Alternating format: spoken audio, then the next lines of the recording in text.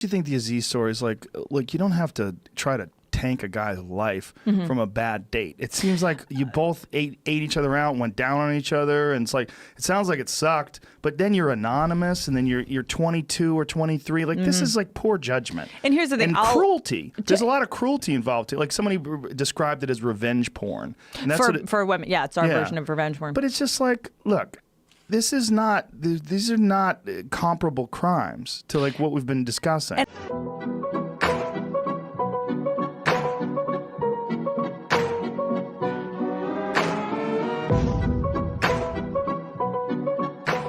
Yo, what up, my beautiful people? How you doing? How was your week? Pretty rough? Pretty easy? Well, welcome to the Good Chino, and I am your host, your uncle, the Good Chino, back with another video. And well, whatever you're going through, hopefully that's gonna be all right. And today, we're gonna be looking at how Aziz Ansari went up and then down.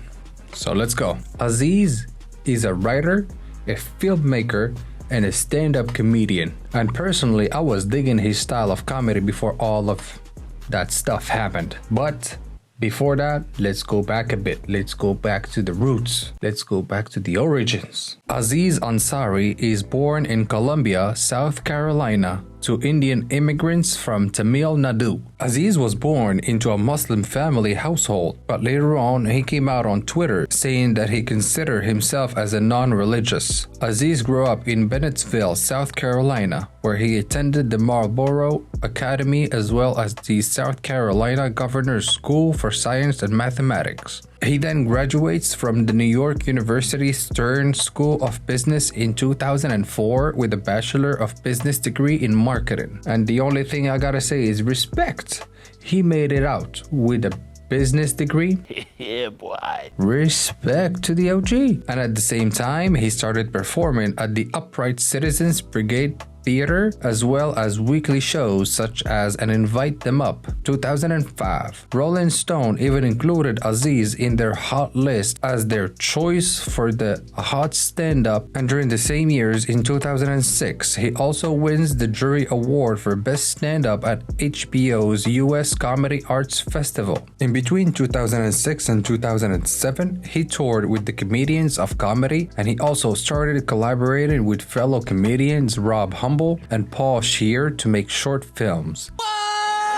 Aziz Ansari. There will be no touching of yourself in this area tonight. Aziz Ansari, live on stage. And right after they started working together, they first created a series called Shutterbugs, followed by The Illusinators, MTV greenlit Human Giant for 2 seasons in a row.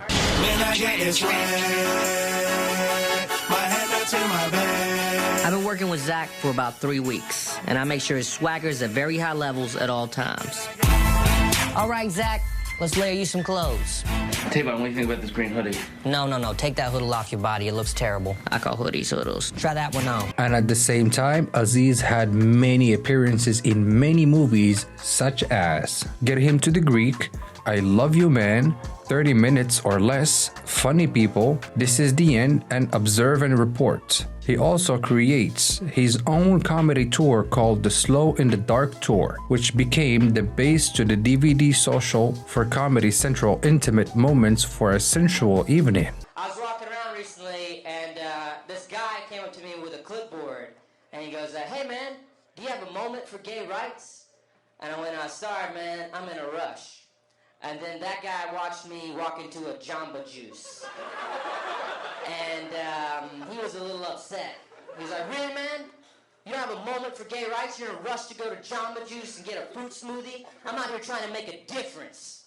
And I went, well, actually, man, there's a guy that works in that Jamba Juice that said some really hateful stuff to a close gay friend of mine. And I'm going in there to stab him. That's suspicious. Aziz's style of comedy focuses mainly on his personal experiences and his personal life. And I quote, I like talking about things that are going in my life because that's always going to be different and original. No one is going to be talking about my personal experiences.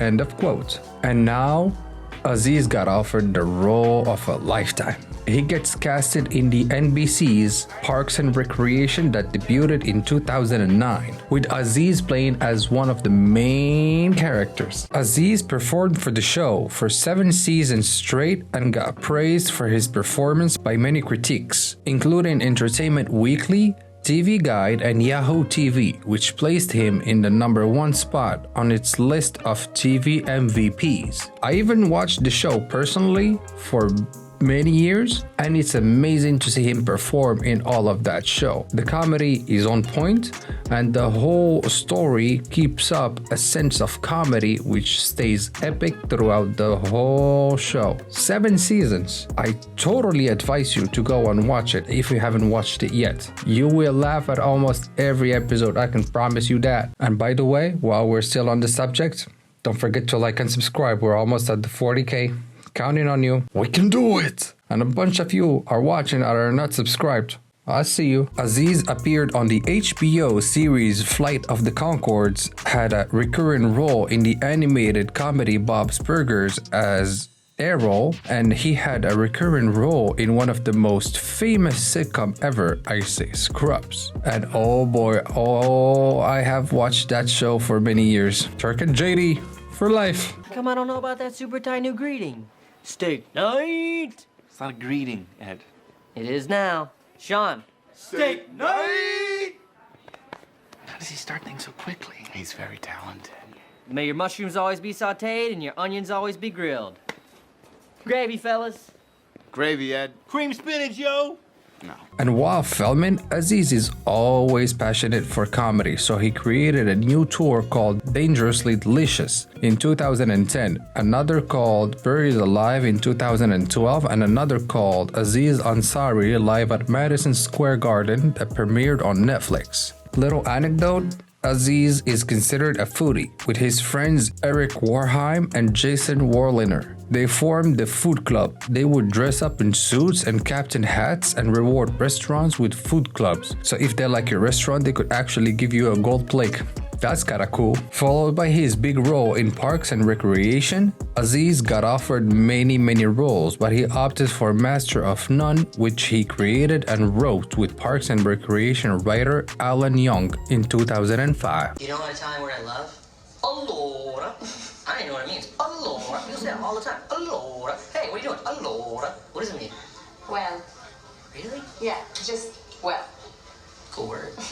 The show ran for 3 seasons, and it was so liked by the audience that it was nominated for many prizes. And due to the show, Aziz Ansari and Alan Young won an Emmy Award for a comedy series for the episode Parents specifically. And they both also won the Peabody Award in 2016 for the series Master of None. Followed by that, Aziz wins the Golden Globe for Best Actor in a TV comedy for the show, which made him the first Asian American actor to win a Golden Globe for acting in television. But after going so high, it could only go down low.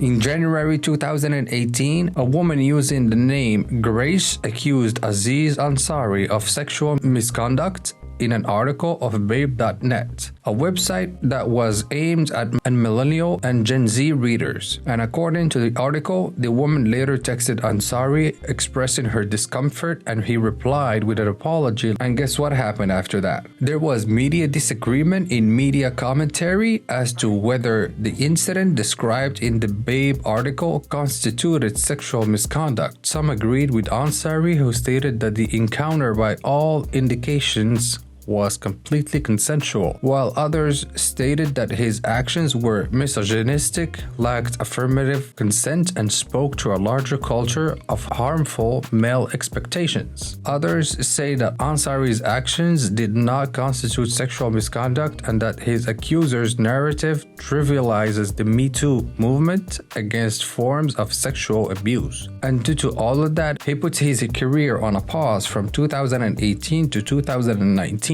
And so in the whole story, 2 people got together, Aziz and Grace.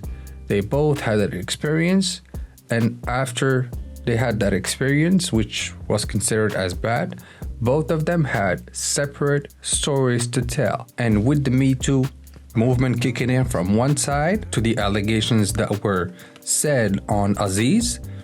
That's it. Everybody got hooked into him and he got sucked into the movement of Me Too with all of those bad people. And that's it. The craziest thing about that Aziz shit, did you guys read the Aziz story? Yeah. Yo, this motherfucker is wild. This is a wild boy right here, bro. This dude got his dick sucked to Seinfeld. So literally, I consider him as he got literally thrown in the same hole as all of those really, really bad and really shady people, specifically in the movie industry. So I will leave it up to you to let me know if what happened was wrong or not. And let me know down in the comments below what you think. If what happened to Aziz should have happened or not. If for whatever text messages that happened and bad experience that happened between him and another woman, in that case, should he have gone down just like other people went down throughout all of that movement of the Me Too movement? Overall, I would say that Aziz is many things. He wrote a book called Modern Romance and Investigation that was released in 2015. It was included in the Times 100 list of most influential people in 2016 and hosted an episode of SNL in 2017, becoming the first person of Indian origin to perform and host it. He released his 5th comedy special called Aziz Ansari right now, then 2 more Netflix specials in 2021 and 2022. In June 2022, he gets married to his Danish forensic data scientist Serena Skov Campbell in Tuscany, Italy. And since 2022, he was set to make his feature